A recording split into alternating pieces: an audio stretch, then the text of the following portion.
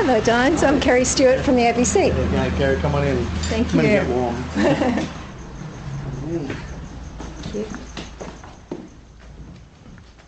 So we're going into the main part of the church. As you can hear, the natural acoustics are fantastic. And fortunately, I had an association with this place from a former life, and they've let us come and use their space for almost 1.5 decades now, so that's great. Maybe you can introduce yourself and what was your past life that involved here? Well, I actually, very much in a past life, trained to be a priest with a Catholic order based here in Sydney, the Sacred Heart Missionaries.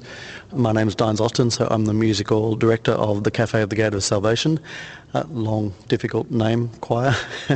I've been directing the choir for about 16 years, listening to the choir for probably about 20 of the 25 years, and I've been the actual director for about the last 5 or 6 years since Tony Backhouse left. So, Fee. I'm Fiona Lamb, and I am the assistant musical director of the Cafe of the Gate of Salvation.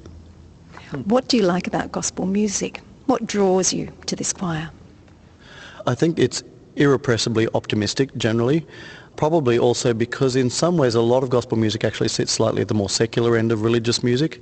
The music really grew out of the civil rights music, and I think there are themes in there that it can appeal to anybody across a broad spectrum of religious persuasions and philosophical and political persuasions.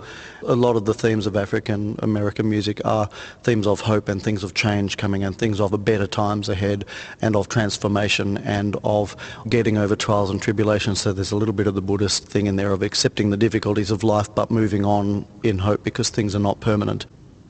When the choir was started, they were looking for members.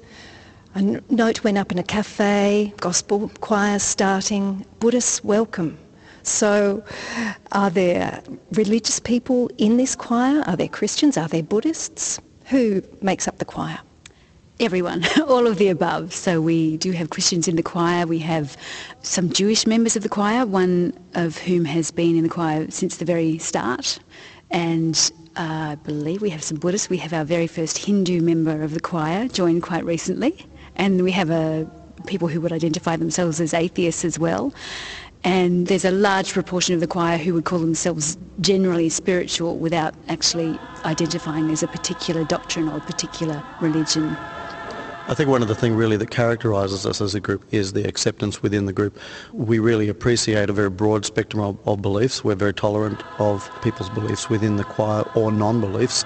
And I think it probably comes a little bit from that sense of hospitality that you actually get in African American churches, is that people come as they are.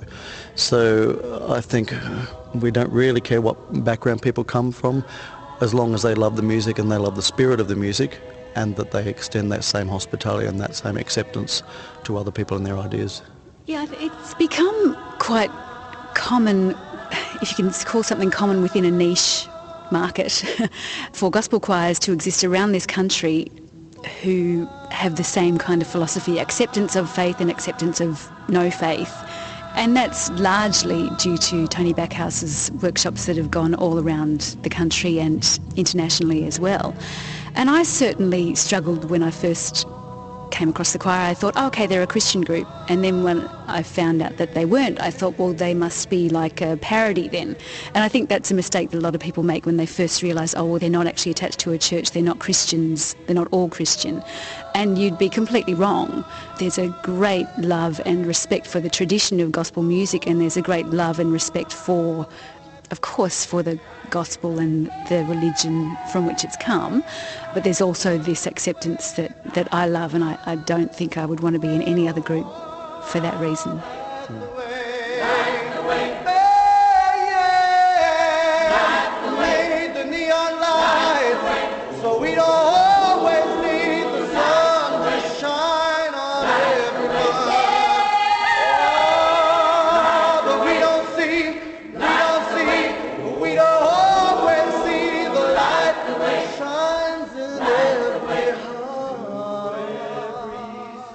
I was born by the river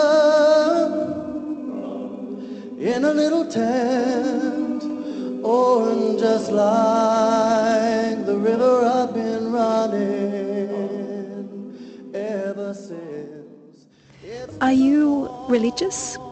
I certainly am not religious anymore. I would definitely, I think now, describe myself as atheist. It's not where I started the journey in the choir. It's something that I've come to over quite a few years. I trained to be a priest for 11 years. It's been a very long journey for me, and I have to say it's a struggle sometimes when my own personal religious philosophy differs from, I guess, the essential nature of the music that we're singing. And for me, really, I think it's more the nature of the music, and particularly I identify very strongly with the civil rights aspect of it. There's a couple of songs we sing. There's one that I sing in the choir called Change Is Gonna Come, a Sam Cooke song that was really written very much about the civil rights movement in the United States. But to me, the words about it, I was born by the river in a little tent, and just like the river, I'm running still, and there's a change going to come. I really see that very much as part of my own growing up in Cunnamulla, where we had a large Aboriginal population living around the town, and I see that music speaking very much to the situation of particularly of Indigenous Australians. So a lot of the underlying feelings of the music and the philosophy, and there's just a very deep current of thought underneath it that I really strongly identify with from an Australian perspective, not so much anymore from a religious perspective.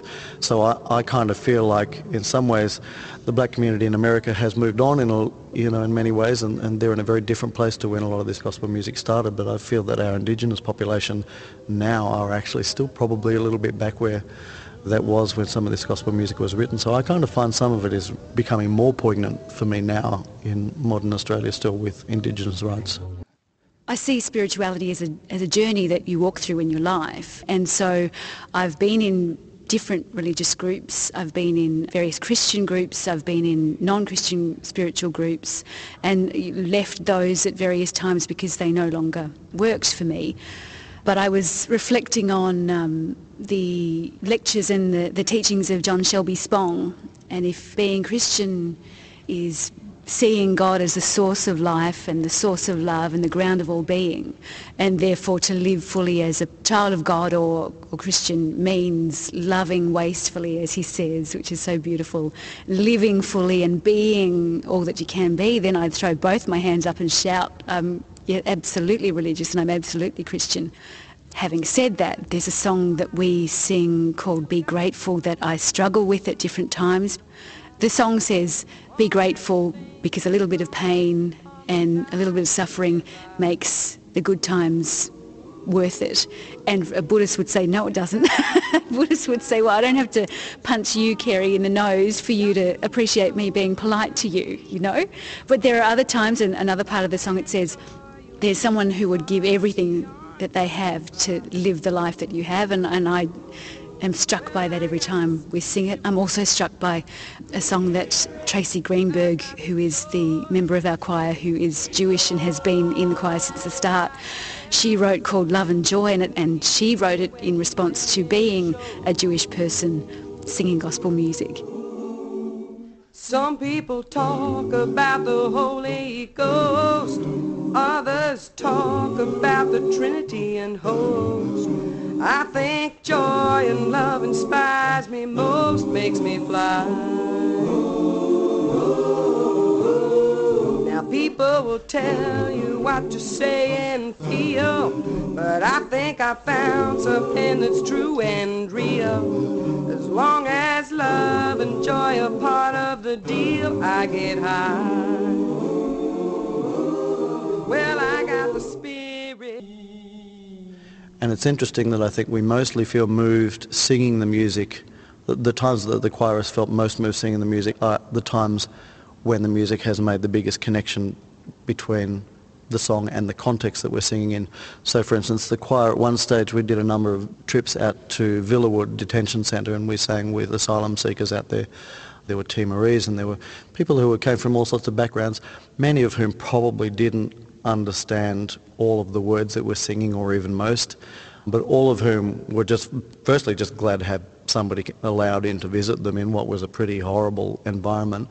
But in terms of, from a civil rights perspective, you couldn't pick a group of people in our society that probably embody a civil rights and a human struggle for rights more than asylum seekers. There's room at the end.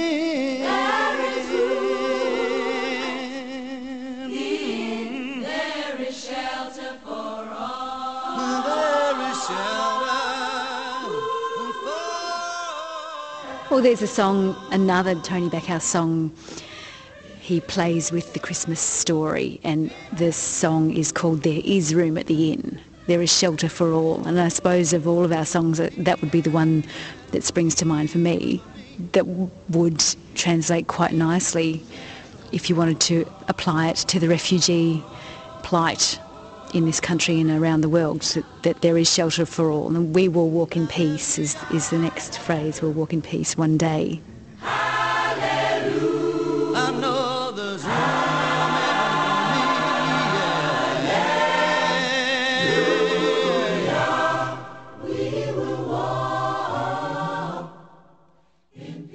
On RN, you're listening to an encounter that explores how contemporary singers are adapting old melodies and writing new sacred songs that harmonise with their environment and beliefs. My thanks to Dynes Austin, Fiona Lamb and the Cafe of the Gate of Salvation.